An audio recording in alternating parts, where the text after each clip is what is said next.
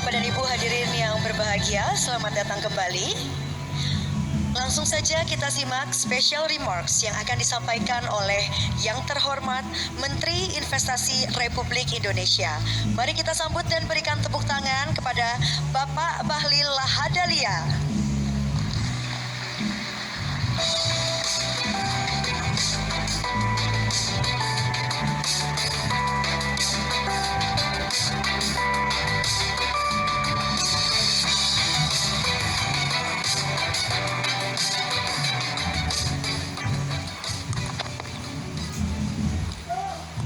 Assalamualaikum warahmatullahi wabarakatuh. Shalom dan salam sejahtera untuk kita semua. Om Swastiastu, Namo Buddhaya, salam kebajikan. Yang saya hormati senior saya, guru saya, yang juga adalah Menteri Senior, Menteri Perdagangan, dan Chairman dari grup Universe, yaitu Bang Enggar. Kita berikan aplaus kepada Bang Enggar. Jadi sebelum saya masuk ke materi, Pak Enggar ini sudah mentraining saya dulu untuk jadi menteri. Jadi dulu waktu Pak Enggar jadi Menteri Perdagangan, saya Ketua Umum HIPMI datang ke Menteri Perdagangan, rapat waktu itu. Pak Enggar rapat pimpinan dengan seluruh sekjen dan dirjen-dirjennya. Saya disuruh duduk di sampingnya Pak Enggar. Saya kan waktu itu gugup. Apa cerita ini Pak Enggar? Adinda duduk di sini. Suatu saat Adinda akan jadi menteri. Jadi juga barang ini. Bapak Ibu semua peserta yang saya hormati, yang mohon maaf saya tidak sebutkan satu persatu. Kita diskusi pada siang hari ini. Sebenarnya ini jam yang paling tidak menguntungkan bagi saya, karena pasti semua ngantuk.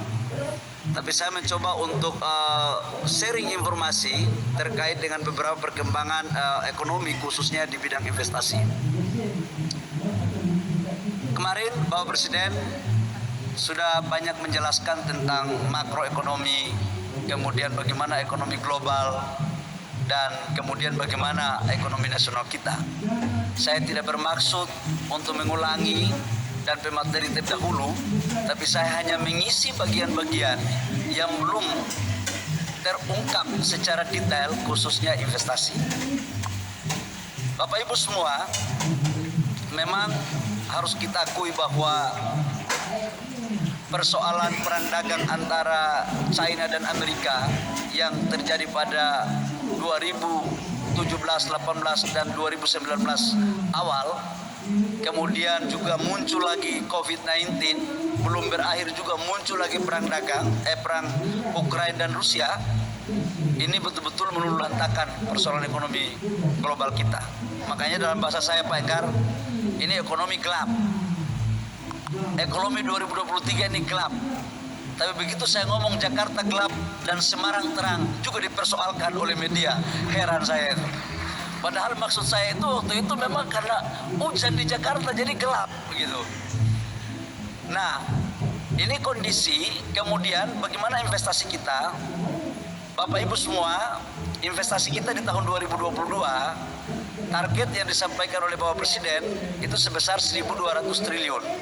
Namun sebelumnya tahun 2021 target RPJM kita itu 856 triliun. Bapak Presiden memerintahkan kepada kami untuk mencapai 900 triliun. Alhamdulillah 2021 kita mampu merealisasikan sebesar 901 triliun rupiah. Jadi melebihi target. Kemudian di tahun 2021 foreign direct investment kita dengan PMDN itu tidak jauh beda. Bahkan kita mampu menciptakan lapangan pekerjaan langsung sebesar 1.207.000 sekian. Dan pemerataan investasi pun terjadi. Saya ingin men-sharing kepada Bapak Ibu semua bahwa investasi sekarang tidak hanya bertumpu pada Pulau Jawa. Sejak Indonesia merdeka sampai dengan tahun 2020 kuartal ketiga, investasi di Jawa lebih besar ketimbang di luar Pulau Jawa. Karena itu Bapak Presiden memerintahkan kepada kami agar membangun Indonesia tidak boleh Jawa sentris. Membangun Indonesia harus membangun dari Aceh sampai Papua. Karena itu kami mulai mendorong investasi sejak kuartal ketiga 2020 sampai dengan kuartal kedua 2022, alhamdulillah investasi di luar Pulau Jawa sudah lebih besar ketimbang di Jawa. Ini Pak Primus, investasi di NTT pun sudah masuk. Jadi kalau dulu dikirain kita di wilayah timur itu belum masuk, sekarang udah paten, Bang. Nah, Bapak Ibu semua, investasi ini dari negara mana aja? Yang pertama, Singapura masih nomor 1. Jadi 2019, 2020, 2021, Singapura masih nomor 1. Sekalipun dalam bahasa saya tidak terlalu meyakini ini uangnya orang Singapura semua. Saya nggak yakin itu. Sebagian uang ini uang orang Indonesia. Ada Mas Pandu punya juga ada di situ kira-kira dari Singapura gitu. Dan sebagian Singapura dijadikan sebagai hub. Ini saya jujur aja. Banyak orang memprotes saya tentang ini. Saya bilang marketing intelijen saya udah bisa mendapatkan data ini. Ya waktu saya dulu jadi pengusaha pun berperilaku seperti itu. Tapi sekarang kan bagian kita meluruskan aturan kira-kira begitu. Pak Enggar juga ada uangnya di Singapura, belum masukin. Jangan-jangan akuisisi dari berita satu ambil juga dari Singapura kelihatan. Nah, nomor 2 itu China di 2019, 2020 dia nomor 2. Tapi 2021 digeser oleh Hong Kong. Bahkan Amerika Serikat yang 4 tahun kemarin itu tidak pernah menjadi nomor 4, sekarang udah menjadi nomor 4. Eropa cuma 1 negara masuk 10 besar. Sekarang udah ada 2 negara termasuk Swiss. Korea, Jepang yang tadinya Jepang masuk di nomor 3, sekarang bersaing betul dia sama Korea. Jadi Jepang ini kalau tidak segera melakukan ekspansi, bukan tidak menutup kemungkinan investasi dari negara lain yang akan masuk. Jadi kesimpulannya nggak benar kalau ada pemahaman bahwa seolah-olah investasi di Indonesia ini hanya dikuasai oleh satu negara tertentu. Ini datanya. Dan di Republik ini yang bisa memberikan data ini cuma Kementerian Investasi.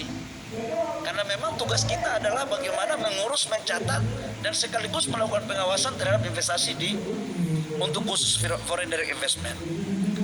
2022 bagaimana? Bapak Ibu semua, 2022 yang tadi saya katakan sampai semester 1 itu 584 triliun, 584,6 triliun sudah mencapai 48,7%. Alhamdulillah kita akan merilis kuartal ketiga pada tanggal 24 Oktober. Insya Allah akan mencapai target dan tahun 2022 akhir dari 1.200 triliun tersebut insya Allah kami optimis akan mencapai target.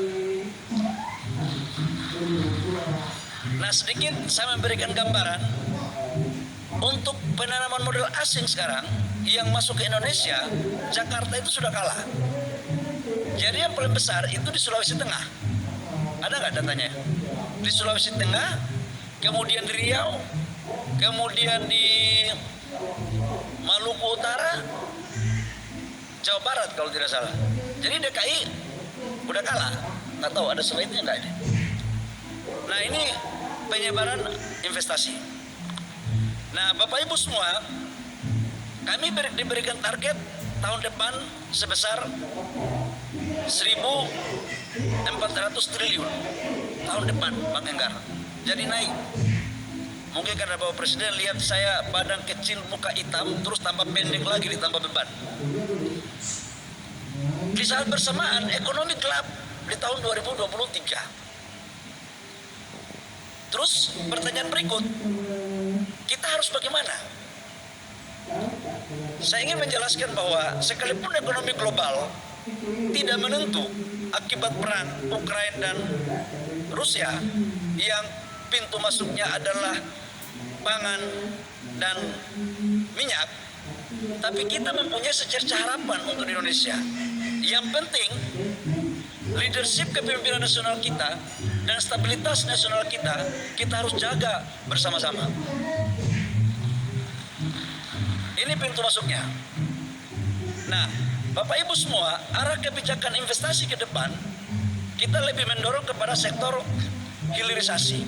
Ada 2 konsep yang kita bangun. Satu adalah hilirisasi yang berbasis pada teknologi, untuk bagaimana menciptakan nilai tambah, tapi yang kedua adalah investasi yang kita dorong untuk bagaimana padat karya. Kenapa? Karena salah satu tujuan investasi itu adalah menciptakan lapangan pekerjaan. Hari ini 7 juta lapangan pekerjaan existing yang siap orang cari lapangan pekerjaan. 2,9 juta angkatan kerja per tahun. Dan ketika kasus COVID ini kita masih mempunyai 5-6 juta yang kena, mohon maaf, PHK dari perusahaan. Totalnya 15-16 juta. Angkatan kerja yang bisa direkrut langsung oleh pemerintah lewat TNI, Polri, BUMN, dan ASN tidak lebih dari 1 juta. Jadi, yang akan menciptakan lapangan pekerjaan lebih banyak adalah Bapak Ibu semua yang di dunia usaha. Nah, bagaimana caranya sekarang? Kita memberikan contoh aja beberapa cara. Saya pikir kalau kita mau maju, negara kita mau maju dari negara berkembang menjadi negara maju, tidak ada cara lain. Adalah instrumennya, salah satu yang dipakai adalah hilirisasi. Kita nggak bisa lagi pakai model-model lama. Pola model-model lama ini apa ya? Ya hidup sih oke, tapi maju-maju banget tidak. Kenapa pentingnya hilirisasi? Bapak Ibu semua, saya selalu berkoordinasi dengan Menko saya, Pak Luhut, dalam membangun frame kebijakan investasi ke depan. Kita ambil contoh aja, sering Bapak Ibu semua sudah dengar. Komoditas katakanlah nikel. Nikel, dulu saya jadi pengusaha, kerjanya saya ini adalah ekspor raw material. Jadi di 2019 bulan Oktober, Pak Pandu, Pak siapa namanya nih?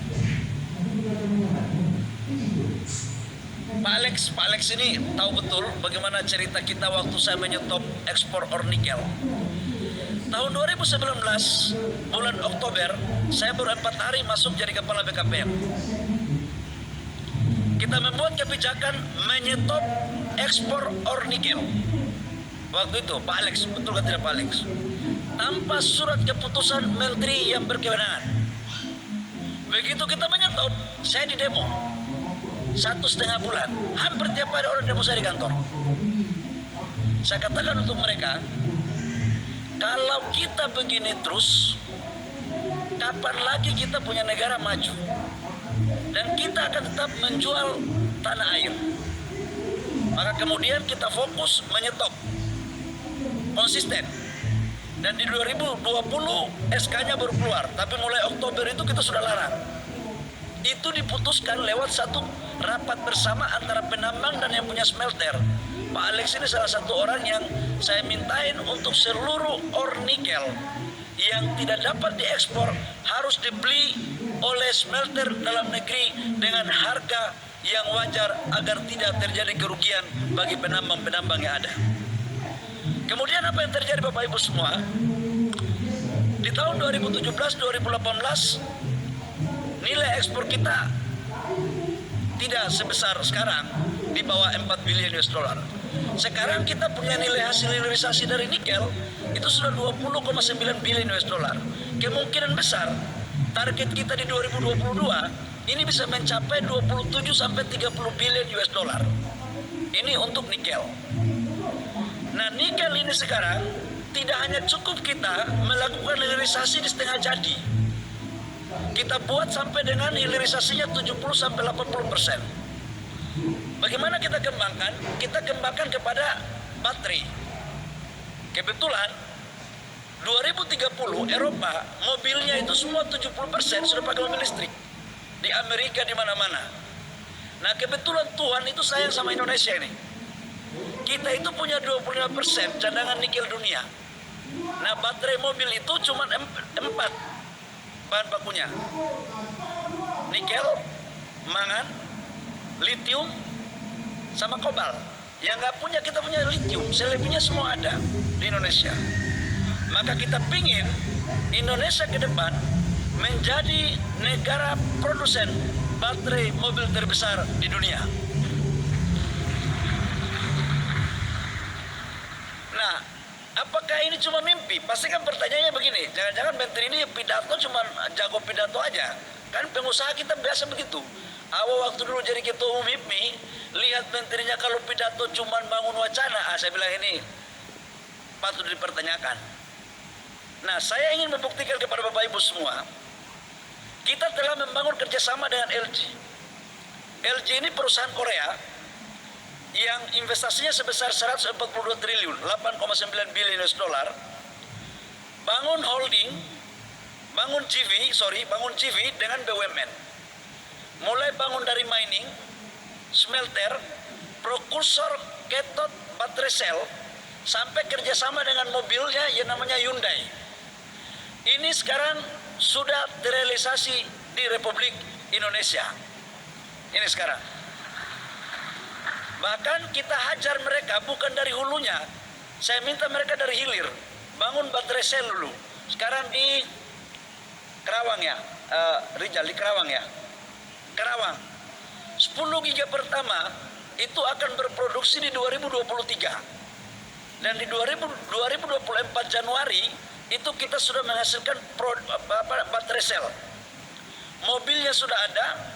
Prekursor cathode sampai baterai sel itu sudah kemarin groundbreaking di Batang. Sementara smelternya itu dibangun di Maluku Utara, bekerja sama Antam. Nah, ini BUMN ikut masuk. Jadi tidak seperti yang dulu-dulu Pak Enggar. Kalau dulu Freeport Indonesia hanya dapat saham 10% dulu. Sekarang sudah diambil alih 51%. Sekarang kalau untuk tambangnya sahamnya BUMN 51%. Smelternya BUMN itu kurang lebih sekitar 30%. Turunannya ke bawah di atas 25%. Kita pingin adalah negara juga bisa mendapat benefit tambahan dari sebuah investasi dari teman-teman yang dari negara lain. Ini LG. Kemudian CATL dari China itu juga sudah masuk. Investasinya sekitar 70 triliun, 5 billion lebih. Kemudian BASF, VW dari Jerman, Foxconn juga masuk. Jadi Bapak Ibu semua, hilirisasi ini adalah kata kunci untuk kita mendorong agar terjadi penambahan nilai tambah di sana. Nah, yang kedua, sektor-sektor yang lain saya pikir semua akan sama. Gasifikasi. Kemarin kita bikin di Palembang. Gas LPG kita ini kan kita impor semua 6 juta sampai 7 juta ton. Subsidi negara itu kurang